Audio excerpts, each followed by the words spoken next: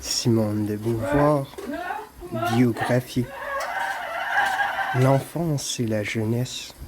Simone Lucie Ernestine Marie Bertrand de Beauvoir est la fille de Georges Bertrand de Beauvoir, alors avocat, comédien amateur, et de Françoise Brasseur, jeune femme issue de la bourgeoisie verdunnoise. Enfance. Elle voit le jour dans un appartement cossu au 103 boulevard de Montparnasse et entre à l'âge de 5 ans au cours désir où sont scolarisées les filles de bonne famille. Sa sœur cadette, Hélène, dite Poupette, l'y rejoint 2 ans plus tard. Dès le plus jeune âge, Simone de Beauvoir se distingue par ses capacités intellectuelles et se partage chaque année la première place avec Élisabeth Lacoin, dite Élisabeth Mabille, ou Zaza, dans son autobiographie. Zaza devient rapidement sa meilleure amie. Dans sa jeunesse, Simone de Beauvoir passe ses vacances d'été en Corrèze, à Saint-Hubert, dans le parc de Mérignac, créé vers 1880 par son grand-père Ernest Bertrand de Beauvoir. La propriété avait été acquise par son arrière-grand-père Narcisse Bertrand de Beauvoir au début du 19e siècle. On retrouve de multiples évocations de ses séjours heureux en compagnie de sa sœur Hélène dans ses mémoires d'une jeune fille rangée. Mon amour pour la campagne prit des couleurs mystiques.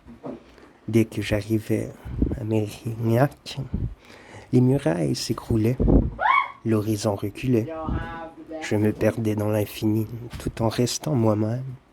Je sentais sur mes paupières la chaleur du soleil qui brille pour tous et qui, ici, en cet instant, ne caressait que moi. Le vent tournoyait autour des peupliers. Il venait d'ailleurs. Il bousculait l'espace. Et je tourbillonnais, immobile, jusqu'aux confins de la terre. Quand la lune se levait au ciel, je communiais avec les lointaines idées, les déserts, les mers, les villages qui eux-mêmes, moment, baignaient dans sa lumière. Je n'étais plus une conscience vacante, un regard abstrait, mais l'odeur huileuse des blés noirs, l'odeur intime des bruyères, l'épaisse chaleur du midi ou le frisson des crépuscules. Je pesais lourd, et pourtant je m'évaporais dans l'azur. Je n'avais plus de bornes. C'est au contact de la nature et au cours de longues promenades solitaires dans la campagne que le désir d'une vie hors du commun se forge en elle. Après la Première Guerre mondiale, son grand-père maternel, Gustave Brasseur, ancien président de la Banque de la Meuse, qui a fait faillite, est déclaré banqueroutier, précipitant toute sa famille dans la déshonneur et la déconfiture.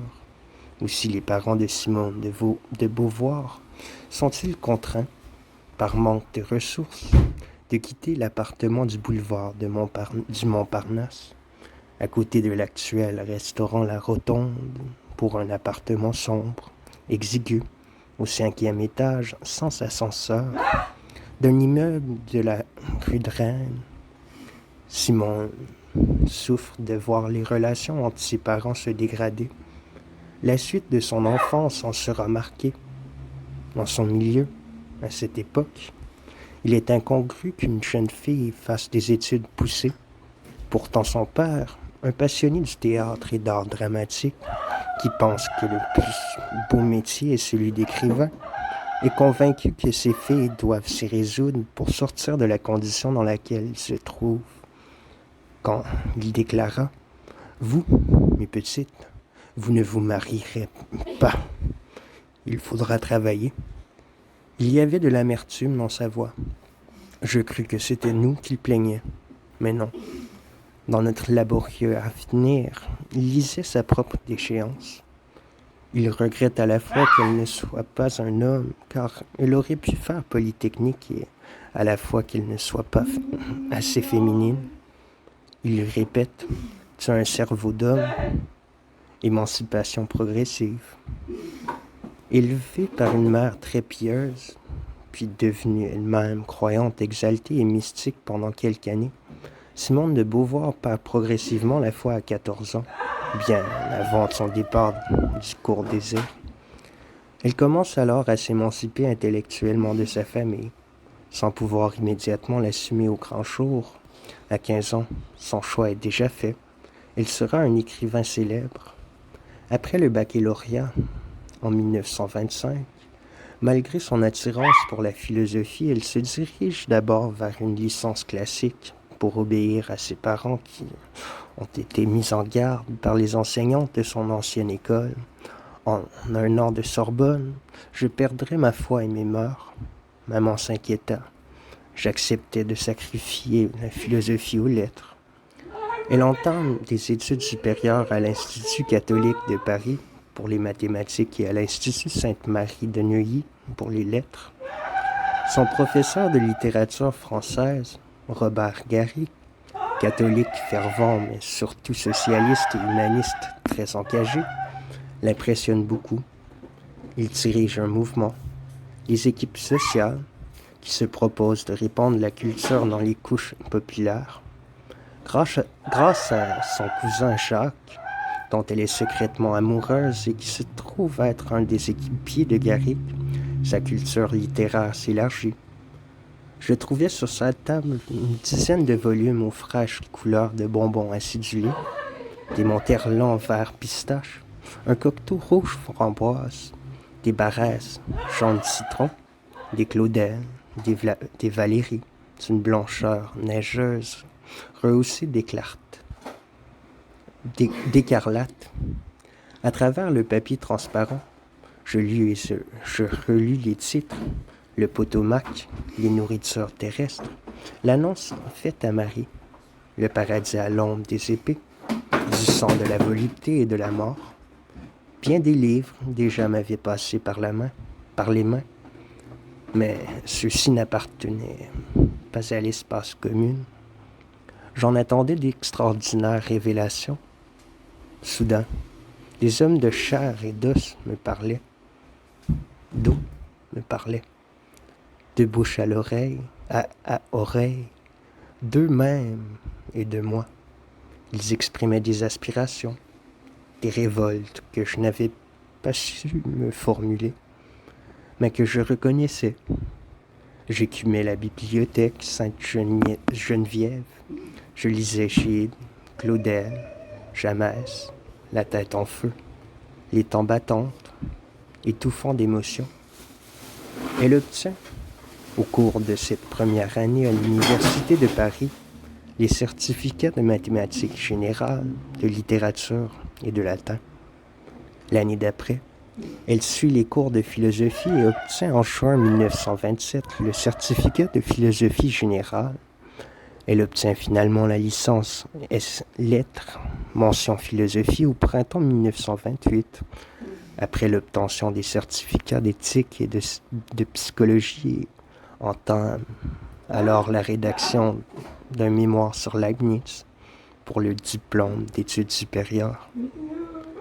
À la faculté des lettres de l'Université de Paris, elle rencontre d'autres jeunes intellectuels, dont Jean-Paul Sartre, qu'elle regarde comme un génie. Dès cette époque, se noue entre eux une relation qui deviendra mythique, longtemps supposée libre et égalitaire. Elle sera son amour nécessaire par rapport aux amours contingentes qu'ils seront amenés à connaître l'un et l'autre. Simone de Beauvoir est reçue deuxième au cours d'agrégation de philosophie en 1929, juste derrière Jean-Paul Sartre. La mort de son ami d'enfance, Zaza, quelques mois plus tard, la plonge dans une grande affliction. Elle marque définitivement pour elle la fin de ce chapitre de sa vie. L'enseignante, début du Castor. À la suite de l'obtention de son agrégation en 1929, Simone de Beauvoir devient professeure de philosophie. Elle est surnommée Castor par Herbaut, René Maheu, en mémoire d'une jeune fille rangée.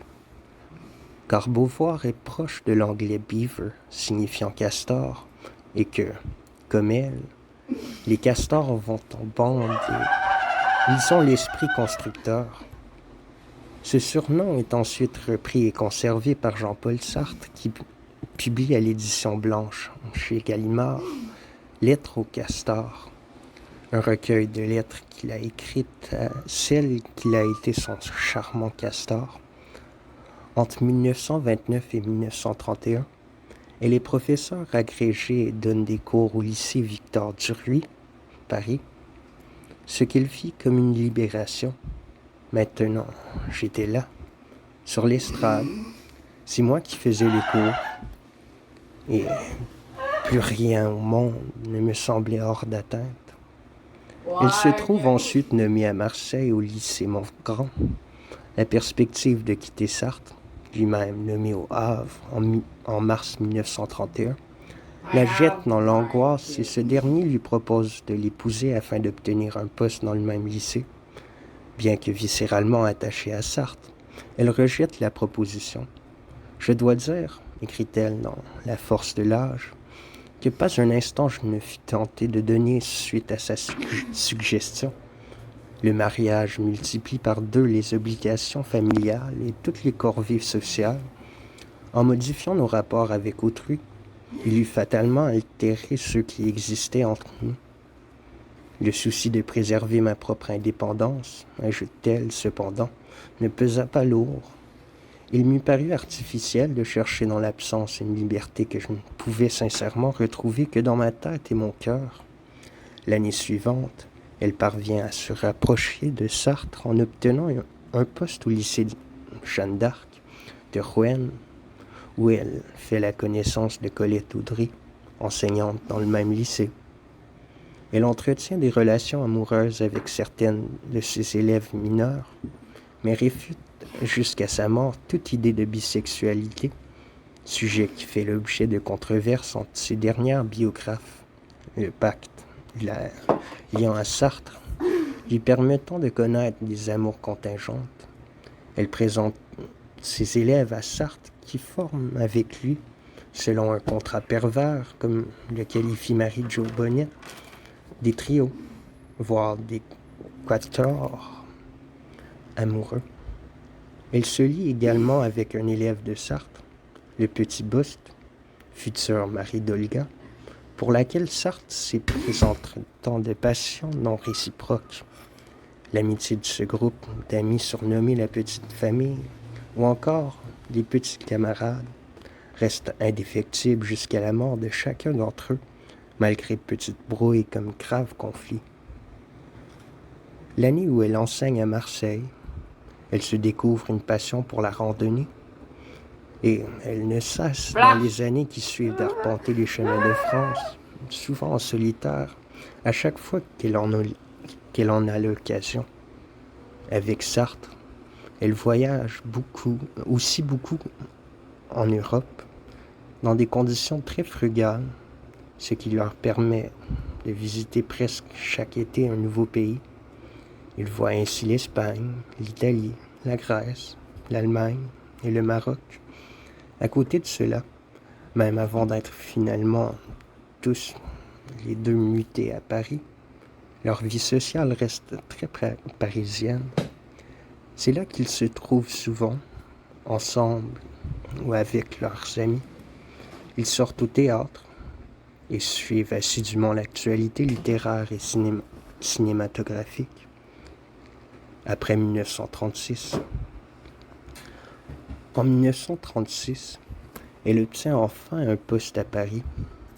Elle enseigne au lycée Molière de 1936 à 1939.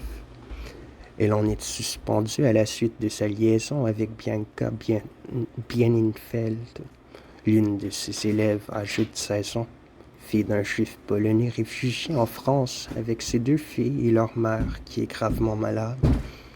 Mitschka.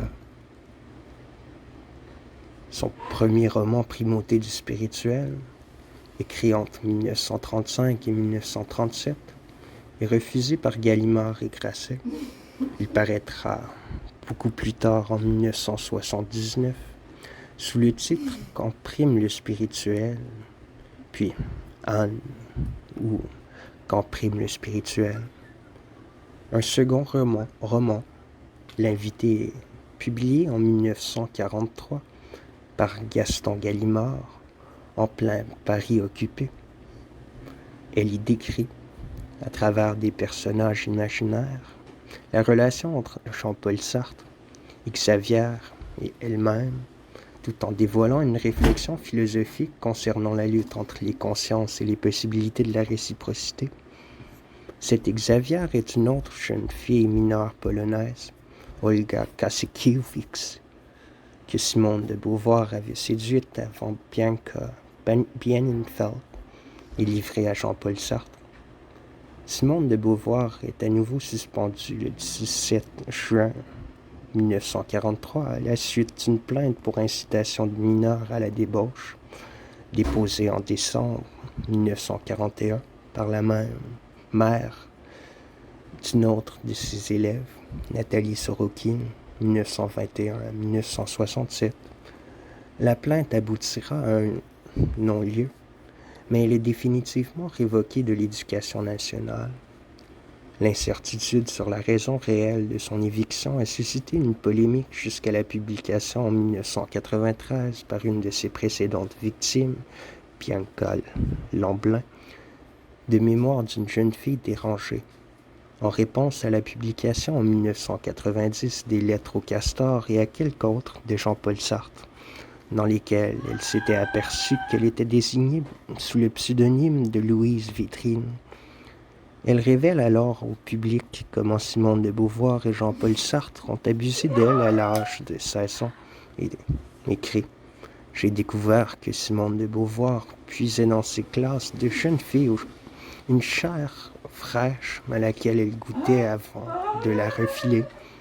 Faut-il dire, plus grossièrement encore, de la rabattre sur Sartre.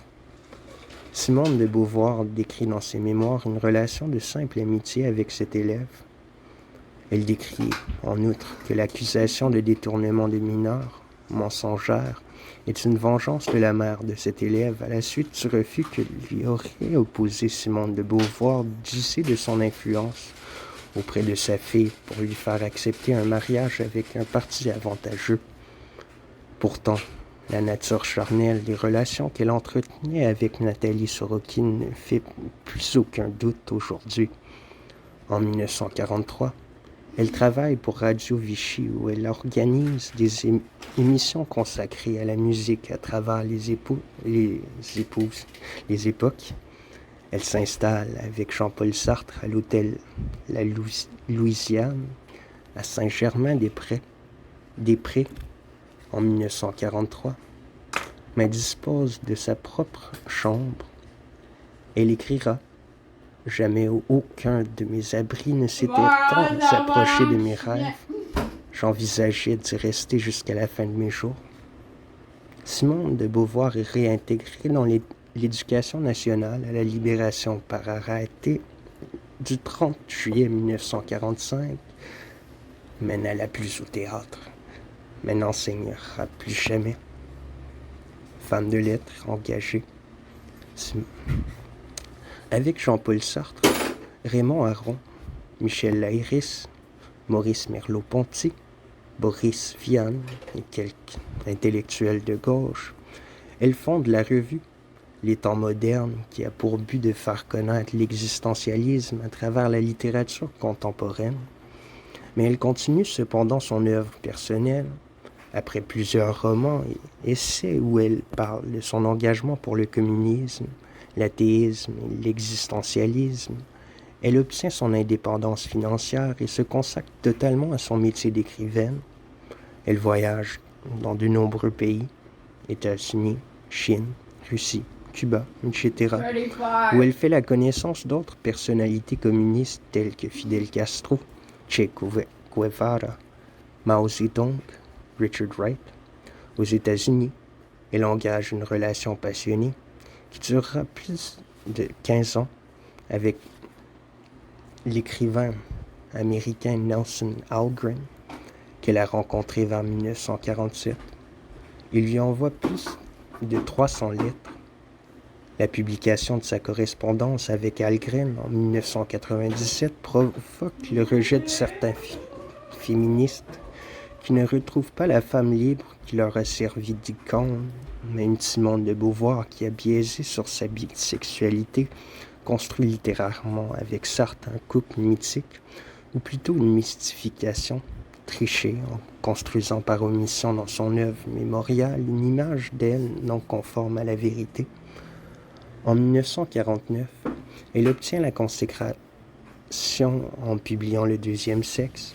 Le livre se vend à plus de 22 000 exemplaires dès la première semaine, occasionne la publication des articles contradictoires d'Armand Hoch contre et de Francine Bloch pour dans la revue de la Nef, et fait scandale au point que le Vatican le met à l'index. François Mauriac écrira au temps moderne: à présent, je sais tout sur le vagin de votre patronne. Le livre est traduit dans plusieurs langues et aux États-Unis, se vend à 1 million d'exemplaires et nourrit la réflexion des principales théoriciennes du Women's Lib. Beauvoir devient la figure de proue du féminisme en décrivant une société qui maintient la femme dans une situation d'infériorité, en totale rupture avec l'essentialisme.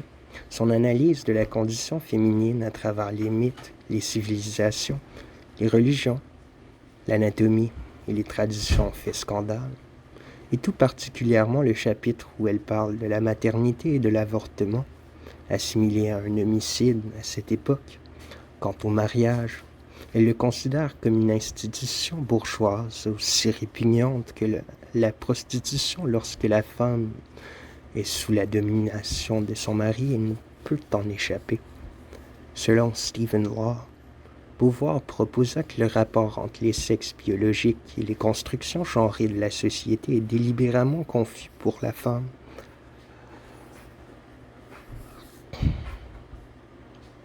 Cette confusion qui sert bien la société dominée par l'homme en 1950 rend difficile à la femme de se sortir d'un tel déterminisme. Ces stéréotypes sociaux entraînent la femme loin de ses aspirations. En 1954, elle obtient le prix Goncourt pour Les Mandarins et devient l'un des auteurs les plus lus dans le monde. Ce roman qui traite de l'après-guerre met en lumière sa relation avec Nelson Algren, toujours à travers des personnages imaginaires. Algren ne peut pas supporter le lien qui unit Beauvoir à Sartre. Celle-ci ne pouvant y mettre un terme, il décide de rompre. De juillet 1952 à 1958, elle vit avec Claude Lanzmann. À partir de 1958, elle entreprend son autobiographie où elle décrit son milieu bourgeois, rempli de préjugés et de traditions avilissantes et les efforts pour en sortir en dépit de sa condition de femme. Elle décrit aussi sa relation avec Sartre en la qualifiant de totale réussite.